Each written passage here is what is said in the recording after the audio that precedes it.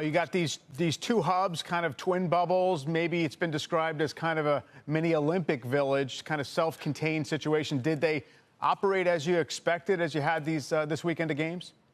The players have now been in the hubs for more than a week, and the reports from the bubbles are not only that they've been set up well and there's plenty to do and there's plenty of ice for skating and practices and the games themselves, but the players feel safe there.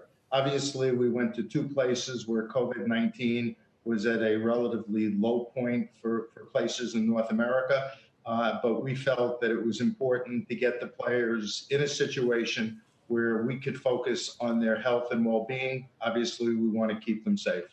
And, of course, no fans in person. Have there been any? I mean, what's the positive test rates, if any, at this point? We've had no positive tests for any of our players or other team personnel.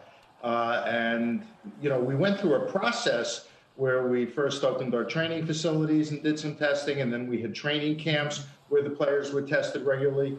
We were pretty confident, hopeful. I mean, obviously nothing is risk-free right now, that once we got everybody into the bubble, we should be in a pretty controlled environment.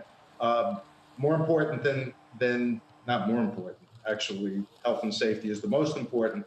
But from a game perspective, the competition over the weekend was absolutely sensational. The games were intense, emotional, hard-hitting. You're seeing the extraordinarily competitive balance that we have in the NHL, so it makes for a great tournament. And what is this going to mean for the start of what was going to be the 2020-21 win season? I know you've deferred it, but do you think that can start in December as a normal season at this point? Well, first of all, we're planning on playing a normal season for 2021. We've learned over the last 4 months that perhaps with things that are going on in the world, you have to be a little bit flexible on the timing, and we will be. And that means we might start in end of November, December. You know, when it came time to designating the two hub cities, we had proposals from 10 of our clubs in their cities, and they were all terrific proposals, but we didn't make a decision as to where to go until the very last minute, because we wanted to look at the data, understand where would be the safest places to go, and that's how we reacted. The same thing will apply to the start of the 2020-2021 season. The exact timing doesn't matter as much as getting it right. You know, Commissioner, we're in this era where we're all arguing about data, what's reliable, what's not, and that's everything from logistics to vaccines, therapeutics, testing. I just wonder what inputs you're finding reliable and how that data is presented to you.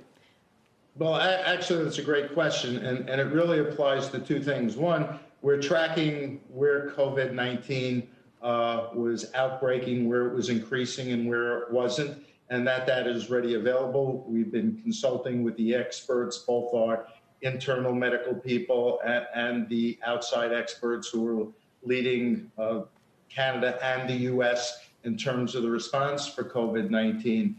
And we also wanted to go to a place where we knew that there would be enough testing available where we wouldn't interfere with any of the medical needs. Obviously, we're paying for it all ourselves. We're using commercial establishments, but we didn't want to be in a position where we were in a place where there was a lot of COVID-19 and there was a concern over how much tests would be available, because we're testing the players and our other personnel every day.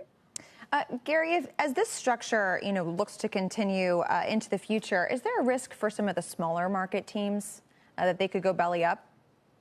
No, our franchises have never been stronger. Our ownership has been terrific and has the strength to see this through.